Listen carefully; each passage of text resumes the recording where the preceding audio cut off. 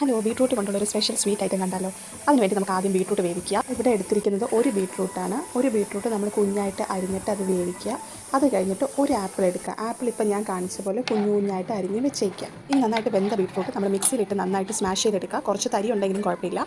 ഞാനിത് നന്ന പേസ്റ്റായിട്ടാണ് ഞാൻ അരച്ചെടുത്തത്.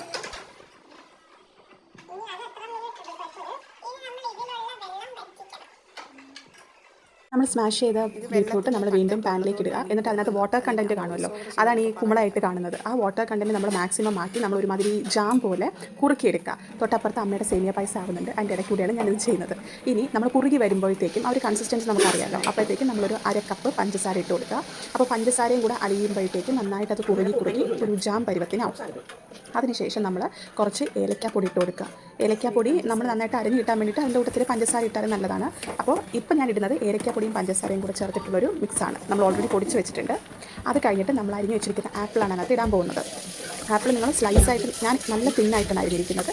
അതുപോലെ ഇടണമെങ്കിൽ അങ്ങനെ, അല്ല ഇച്ചിരി കടിച്ചൊക്കെ കഴിക്കണമെങ്കിൽ പീസ് കുറച്ച് വലുതാക്കാം. ഞാൻ എന്താ ഇപ്പോൾ ഇങ്ങനെ മാക്സിമം നന്നായിട്ട് ഇട്ടത് കുറുക്കുകയാണ്. അപ്പോൾ അതിനകത്ത് ഇപ്പോൾ പഞ്ചസാരയും ആപ്പിളും ബീട്രൂട്ടിൻ്റെ ആ സ്മാഷും ഏലക്കാപ്പൊടിയാണുള്ളത്. അത് കഴിഞ്ഞ് നമ്മൾ നന്നായിട്ട് കുറുകി വരുമ്പോഴത്തേക്കും നമ്മുടെ കാഷ്യൂവും, നമ്മുടെ നെയ്യിലിട്ട് വാട്ടിയ കാഷ്യൂവും മുന്തിരിങ്ങയും കൂടെ വേണമെങ്കിൽ ഇടാം കേട്ടോ.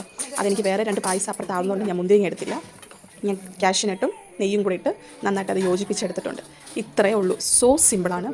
ഉഗ്രൻ ടേസ്റ്റ് ആയിരുന്നു കേട്ടോ. എൻ്റെ സദ്യയിൽ ഇച്ചിരി പവറായിട്ട് നിന്നത് ഇന്ന് എൻ്റെ ബീട്രൂട്ടിൻ്റെ ഈ സ്വീറ്റാണ്. Tata, bye bye, see U.